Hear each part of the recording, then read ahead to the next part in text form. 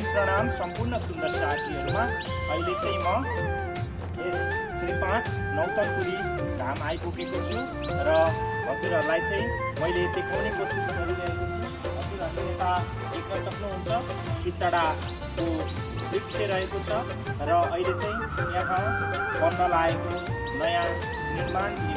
नयाँ मन्दिर रहेको छ र हजुरहरुलाई चाहिँ अब यो अहिले बन्न लागेको ठाउँ चाहिँ मैले देखाउन गइरहेको छु र म चाहिँ अहिले फाइनल्ली श्री 5 नौतनपुरी धाम आइसकेको छु र हजुरहरु पनि को आउनुभयो यस ठाउँमा भन्नु होला। सुन्दर साथी, यो चाहिँ प्रस्तावित श्री 5 नौतनपुरी धाम मूल मन्दिर रहेको छ।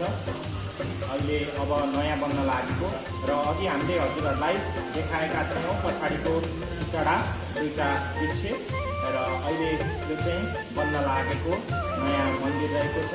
प्रेम प्रणाम।